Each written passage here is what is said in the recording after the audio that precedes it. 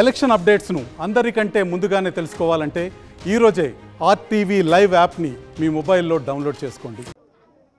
2024 సార్వత్రిక ఎన్నికల్లో భాగంగా కూడా రాష్ట్రంలోని ప్రధాన పార్టీలు కూడా తమ అజెండాతో కూడా ఎన్నికల ప్రచారం అయితే నిర్వహిస్తున్నాయి. ముఖ్యంగా ఉమ్మడి ప్రకాశం జిల్లాలోని ఎర్రగొండపాలెం నియోజకవర్గం టీడీపీ అభ్యర్థిగా ఉన్నటువంటి గూడూరు ఎరిక్షన్ బాబుకి గెలిపే లక్ష్యంగా కూడా వారి కుటుంబ సభ్యులు అయితే ప్రచారంలో ఉన్నారు.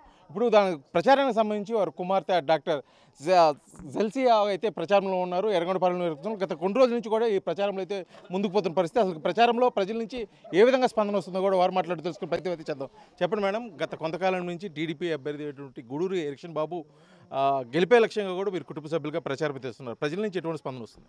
ముందుగా ఆర్టీవీ ప్రేక్షకులకు నా నమస్కారాలండి. నేను గూడూరు ఎరిక్షన్ బాబు గారి కూతుర్ని, డాక్టర్ చెల్సి. నేను ఒక నెల రోజుల నుంచి ఎర్రగొండపాలెం నియోజకవర్గం మొత్తం పర్యటించడం జరుగుతుంది. దాంట్లో భాగంగా మనకు 5 మండలాలు ఉన్నాయండి. 5 మండలాల్లో నేను ప్రతి ఒక్క మండలం తిరిగాను ఇప్పటి వరకు. మీరు చూసుకుంటుంటే మీరు అడిగిన క్వశ్చన్కి ఆన్సర్ ఇంతకుముందు ఇప్పుడు తేడా ఏంటి, తెలుగుదేశం పార్టీకి ఎందుకు వస్తుంది అంటే, నాన్నగారికి 3 సంవత్సరాలు అయిందండి ఇక్కడ ఇన్ఛార్జ్గా అనౌన్స్ చేసిన దగ్గర నుంచి ఇక్కడ తెలుగుదేశం పార్టీకి ఇంతకుముందు ఎందుకు లేదంటే, ఇంతకుముందు వచ్చిన అభ్యర్థులు అందరూ ఎలక్షన్స్ కోసం వచ్చి వెళ్ళిన వాళ్ళే తప్ప నాకంటూ నా టీడీపీ క్యాడర్ అనేది ఒకటి ఉంది. కార్యకర్తలు నన్ను నమ్ముకొని ఉన్నారు. ఆ కార్యకర్తలకి అండగా ఉందామని ఎవరు లేరండి. నాన్నగారు వచ్చి కార్యకర్తలకు అందరికీ హామీ ఇచ్చారు. అలాగే 3 సంవత్సరాల నుంచి ప్రతిరోజు, ప్రతి పండగ, ప్రతి గడప తొక్కని ఊరు లేదు, పల్లె లేదు, ఇల్లు లేదు.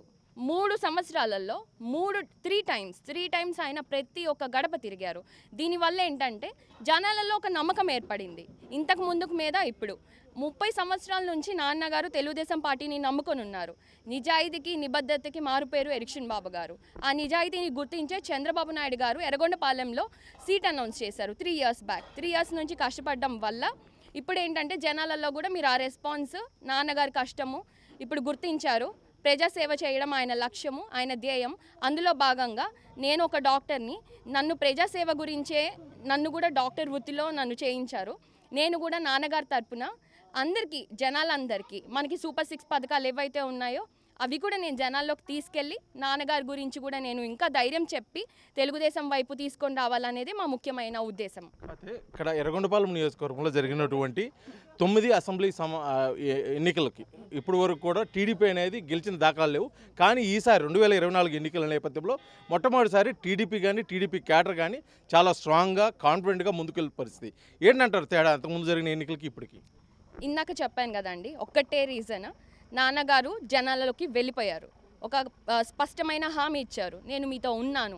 ఎర్రగొండపాలెం అనేది వెనకబడిన ప్రాంతం అంటారు. అది వెనకబడిన ప్రాంతం కాదు, వెనక పడేసిన ప్రాంతం. ఇప్పుడు దాకా ఎవరైతే ఎమ్మెల్యేలు, మినిస్టర్లుగా ఇక్కడ పనిచేశారో జనాలకి లబ్ధి చేకూరేలాగా ఒక్కటి చేయలేదండి ఇప్పటిదాకా.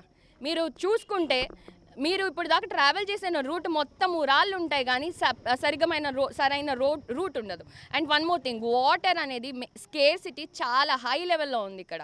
ఇంకొకటి, కాలువలు లేవండి. ఒకవేళ కాలువలు ఉన్నా కూడా డ్రైనేజ్ మొత్తం బ్లాక్ అయిపోయి రోడ్ల మీదకి వస్తుంది. నేను వెళ్ళినప్పుడు నన్ను అడుగుతున్నారు, అమ్మ చూడండి అమ్మ మా పరిస్థితి ఇలాగ ఉంది అని అంటే, అమ్మ మీరు తప్పకుండా ఒక్కసారి నాన్నగారిని ఆశీర్వదించండి, దీవించండి.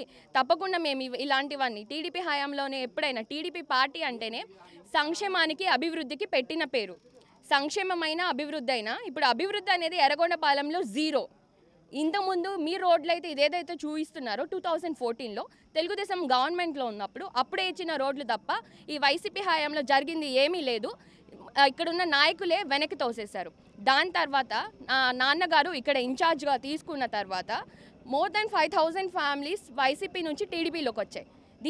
దీనికి ఒకటే నిదర్శనం ఏంటంటే, నాన్నగారు స్పష్టంగా హామీ ఇచ్చారు, నేను మీతో ఉంటాను, మీ కష్టాలు తీరుస్తానని. జనాలు నమ్మారు. ఇప్పుడు నేను ఏదైతే ప్రచారంలో తిరుగుతున్నానో అది కూడా అందరూ నాకు చెప్తున్నారు. కొన్ని ఊర్లకు వెళ్ళినప్పుడైతే, అమ్మ మీరు మా దగ్గరికి రావక్కర్లేదు, మేము నాన్నగారు కోటేస్తామని. అండ్ చంద్రబాబు నాయుడు గారు ఆల్రెడీ హామీ ఇచ్చారు, మార్కాపురం జిల్లా చేస్తామని. ఎర్రగొండపాలెంలో వలసలు అనేది మెయిన్ సమస్య. ఇక్కడ ఉపాధి లేదండి. మెయిన్ థింగ్, ఉపాధి లేక అందరూ వలసలు వెళ్ళిపోతున్నారు. ఈ వలసలు నియంత్రించేదానికి నాన్నగారు కూడా మనకి వెలుగొండ ప్రాజెక్ట్ పూర్తవ్వగానే చంద్రబాబు నాయుడు గారు 25 kilometers టన్నెల్ వేసింది చంద్రబాబు నాయుడు గారి హయాంలోనే. మొన్న జగన్ వచ్చి 5 kilometers వేసి నేను కంప్లీట్ చేశానని ఓపెన్ వచ్చి చేశారు. ఇక్కడే పెద్దార్విడి మండలంలోనే ఓపెన్ చేశారు.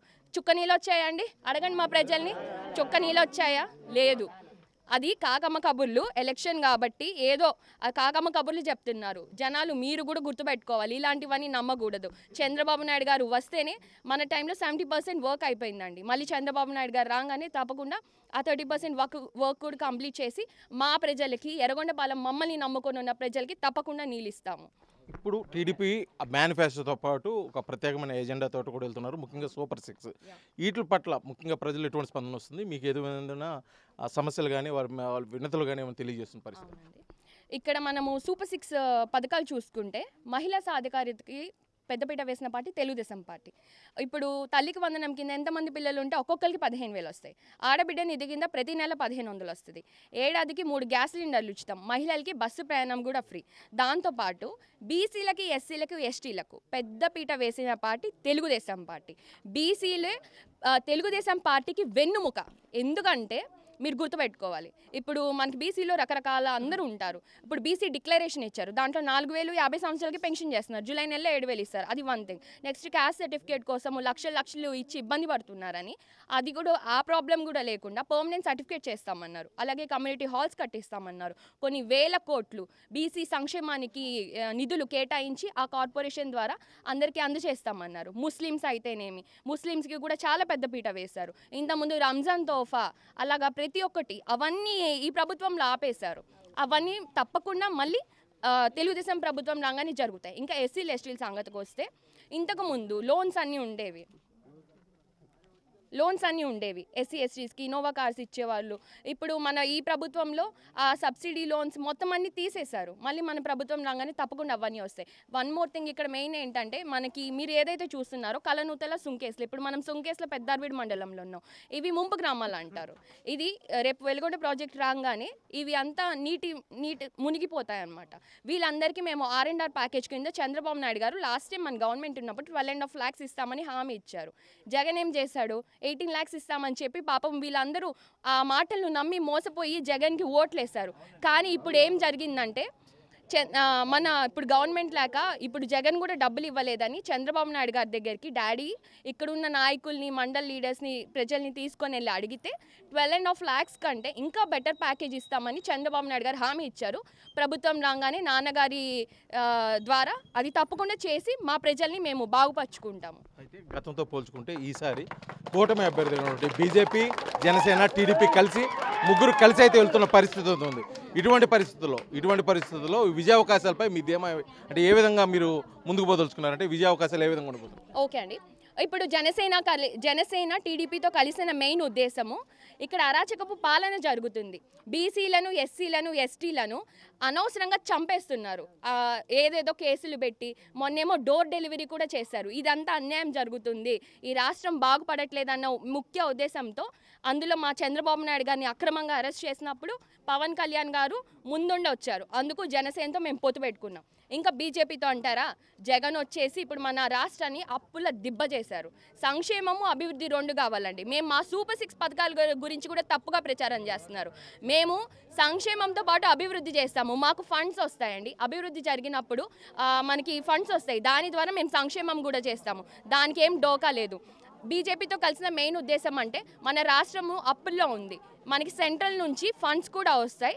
ఆ ముఖ్య ఉద్దేశం ద్వారా మోడీ గారి సహకారం మనకు కూడా ఉంటుందని బీజేపీ, జనసేన, తెలుగుదేశం కూటమిగా మేము ముందుకు జనాల్లోకి వెళ్తున్నాము. ముఖ్య ఉద్దేశం, మా 3 పార్టీల ఉద్దేశం ఆంధ్రప్రదేశ్ రాష్ట్ర ప్రజలకు అన్యాయం జరగకుండా, అరాచకపు పాలన జరగకుండా ఈ రాష్ట్ర ప్రజలు బాగుండాలనే మా కూటమి ఎజెండా.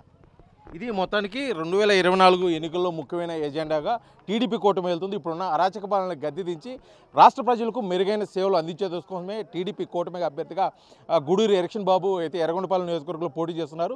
ఈసారి ఖచ్చితంగా కూడా గూడూరి ఎలక్షన్ బాబు విజయ అవకాశాలు అయితే ఎర్రగొండపాలెం నియోజకవర్గంలో అధికంగా ఉన్నాయి. దానికి సూపర్ 6, అదేవిధంగా టీడీపీ మేనిఫెస్టో ఎంతో సహకారంగా, అదేవిధంగా జనసేన అధినేత పవన్ కళ్యాణ్, బీజేపీ సపోర్ట్ కూడా ఇక్కడైతే ఉపయోగపడుతుందని చెప్పేసి కూడా తెలియజేస్తున్న పరిస్థితి అయితే ఇక్కడ ఉంది. వీడియో జర్నలిస్ట్ లక్ష్మణ్తో శ్రీనివాస్, RTV, ఎర్రగొండపాలెం, ఉమ్మడి ప్రకాశం జిల్లా.